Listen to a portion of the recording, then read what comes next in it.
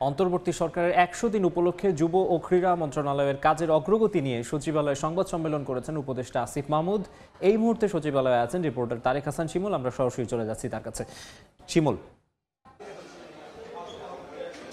অন্তর্বর্তী সরকারের ১০০ দিন মানে ১০০ দিন পূর্তি উপলক্ষে যুব ও ক্রীড়া মন্ত্রণালয়ের পক্ষ থেকে মাননীয় উপদেষ্টা আসিফ মাহমুদ সজীব ভুঁইয়া একটি প্রেস কনফারেন্সের আয়োজন করেছেন। এই ১০০ দিনে তারা আসলে কি লক্ষ্যমাত্রা নিয়ে এগিয়ে গিয়েছে এবং কি সেখান থেকে কতটুকু অর্জন করতে পেরেছে সেই বিষয়গুলো কিন্তু গণমাধ্যমের সামনে উপস্থাপন করেছেন। যেখানে আসলে যিনি যেহেতু আসলে ক্রীড়া মন্ত্রণালয়ের দায়িত্ব রয়েছেন, তিনি ক্রীড়া সংক্রান্ত যে বিষয়গুলো বাফুফে এবং কি বিসিবি সহ অন্যান্য যেই ফেডারেশনগুলো রয়েছে সেই ফেডারেশনগুলোতে কি কি কার্যক্রমগুলো মানে তারা বাস্তবায়ন করেছেন সেই বিষয়গুলো উপস্থাপন করেছে। যেখানে উল্লেখযোগ্য বলতে হয় 4টি ফেডারেশন, 4টি স্টেডিয়াম, আন্তর্জাতিক স্টেডিয়াম এম এ আজিজ থেকে শুরু করে ঢাকা, চট্টগ্রাম এবং কি সিলেটে যেই স্টেডিয়ামগুলোতে আন্তর্জাতিক ক্রিকেট ম্যাচ অনুষ্ঠিত হয়, এই স্টেডিয়ামগুলো সংস্কার কাজের জন্য যেহেতু সামনে বিপিএল রয়েছে সেখানে 30,52,00,000 টাকার এটা অনুমোদন দিয়েছে মন্ত্রণালয় থেকে। পাশাপাশি একটি বিষয় সতর্ক করে দেওয়া হয়েছে, যেটি হচ্ছে যে বাফুফে এবং কি বিসিবি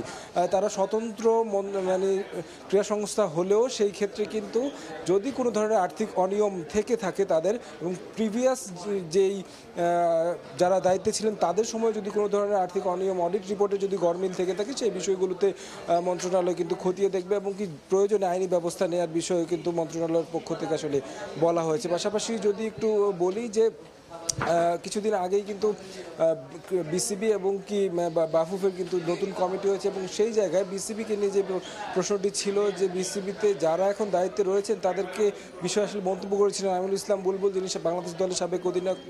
তিনি বলছিলেন জোড়াতালি দিয়ে চলছে, সেটা স্বীকার করেছেন মানে ক্রীড়া উপদেষ্টাও। তিনি বলছেন যে আসলে তারা যখন দায়িত্বে বসেছিলেন তখন আসলে দায়িত্ব নেয়ার মতো কাউকে পাননি। সেই জায়গা থেকে পরবর্তীতে যেই বিভিন্ন ক্রীড়া সংস্থাগুলো রয়েছে সেই সংস্থাগুলোকে সংস্কার করে প্রতিনিধির মাধ্যমে কিন্তু বিসিবিতে নতুন করে পরিচালক আনা হবে।